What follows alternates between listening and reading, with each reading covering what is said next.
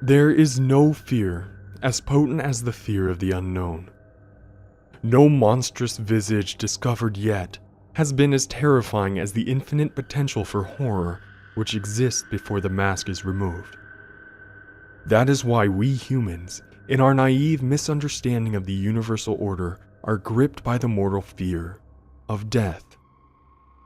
We think it the final frontier, the greatest imaginable unknown from those penumbral shores no traveler may return. And so we cling desperately onto even the most dreary and anguished lives, suffering any known evil over our release into the beyond. But death is not to be feared, because death is very well understood. We have witnessed it, caused it, measured and recorded it to the last dying spasm of neuronal flickering. Even as I lay dying, it seemed silly to me that I should be afraid of the emptiness which reason promised to expect. While I was alive, I wouldn't experience death, so there was no reason to be afraid now. When I was dead, I wouldn't be capable of experiencing anything, so fear still had no cause. That thought brought me great comfort as I felt the last erratic struggle from my heart against the inevitable conclusion I approached. It wasn't until I was finally drifting off to sleep that a final intrusive doubt bubbled in my brain. What if it isn't death which is to be feared? What if it is what lies beyond? And so troubled did I slip beyond mortal understanding, stepping into a world as far forsaken by reason as I was now from life. I was still in the hospital room, but the bustle of nurses and the beeping machines lost their opacity as though I was mired in swiftly descending dusk. It seemed as though every sound was an echo of what it once was, every sight a reflection. With each passing moment, the world was becoming less real. But all that sight and sound, all that being, it wasn't simply disappearing. It was transforming into a figure beside me. The less real my room became, the more real the figure was, until presently it existed in such sharp actuality that nothing beside it seemed real at all. His cloak was black, not the color black, but its essence. It was as though seeing a tiger after a lifetime of looking at a child's crude drawing and thinking that's all a tiger was. Reality flowed around his scythe like a brush through watercolors, and I could see each elementary particle in time itself sunder across its blade. Surely this, I thought, this is why we were taught without words to fear death. I clutched at my hospital blanket to cower from the intensity of the Reaper's presence. But the once soft cotton now flowed like through translucent mist in my hands. I knew in that moment that nothing could hide me from the specter's grasp, for he was the only real thing in this world. "You're late." They weren't words. My head ached from the strain of this knowledge, as my lateness was burned into my awareness, imparted like an inescapable law of physics, as unequivocal as gravity. "We don't have time for the usual speech. Hurry now." I felt myself swept up around him like dirt in a hurricane. Before I knew what was happening, we were outside the hospital, moving at such a frenzied pace that the world around me blurred into a dizzying tunnel of flashing light. "If you're lucky, it will have gotten bored of waiting for you." I had too many questions, all fighting for attention in the forefront of my brain without any making their way out. "You're quiet. I admire that. Usually people ask too much." "What's the point?" I asked. My voice fell flat and dead compared to his overwhelming substance. How can I try to comprehend something so beyond my mortal knowledge? You can't, but it's still human nature to ask. We weren't slowing. If anything, our pace was increasing. I wasn't running or flying or anything of that nature. It was more like the rest of the world was moving around us while we stood still. A vague darkness and heavy damp smell made me guess that we'd gone underground, but I couldn't say for sure. One question then, I asked. What else is here beside you?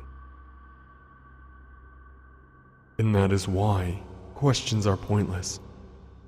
Death is not a place or a person. It's all there is. Troubling thought, but made me more so by the growing howl which began reverberating the rocks around me. We still seemed to be descending into the earth, and the air was growing warmer and denser now. The sound continued to mount, as though the world itself was suffering. Then what is it? What I'm here to protect you from. The rocks split from a flash of his scythe, and the ground opened further into a sprawling cavern dominated by subterranean lakes. But I thought you said you were all there is. No, I said death was all there is.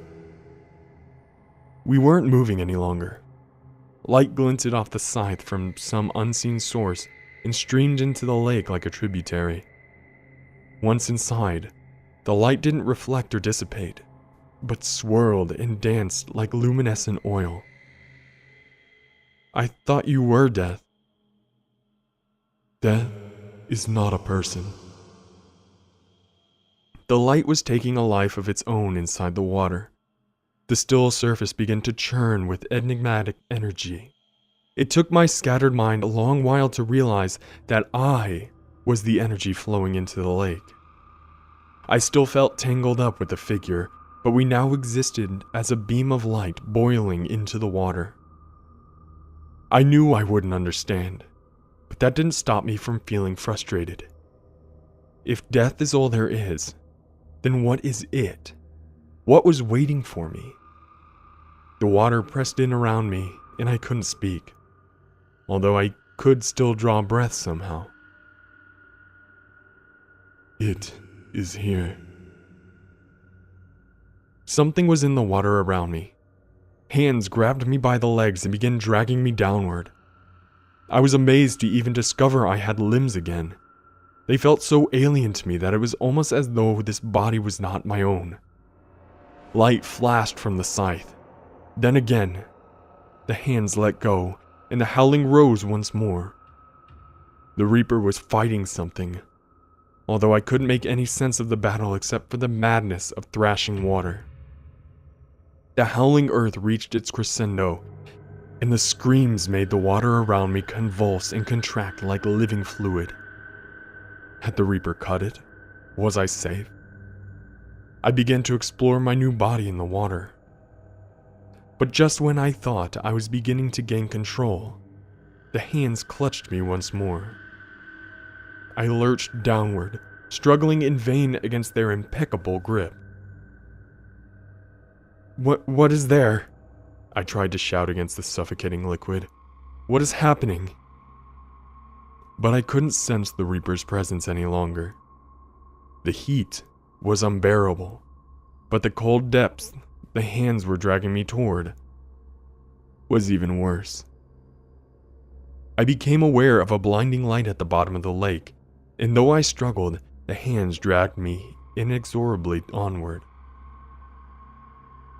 I'm sorry. I couldn't fight it off. It seemed to be coming from so far away. We will try again next time. The pressure, the heat, the noise, the hands dragging me into the blinding light. I closed my eyes and screamed. I was free from the water now, but I just kept screaming. I couldn't bear to look at it. Whatever had stolen me, Whatever was death, but wasn't. Whatever even the Reaper could not defeat. Then words spoke. Real human words from a real human mouth. My senses were so distraught that I couldn't make any sense of it, but I'm guessing they were something like, "Congratulations, he's a healthy baby boy." Most people can't remember the day they die, or the day they were born. I happen to remember both. And I know that they are the same.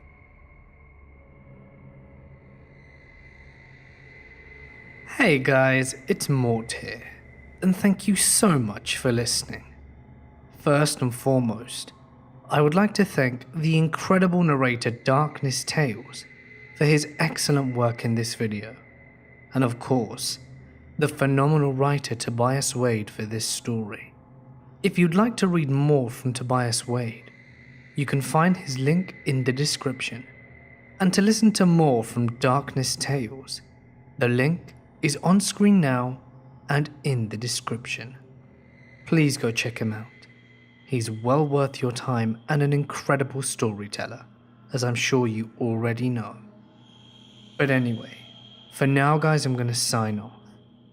Stay awesome, and I'll see you in the next one.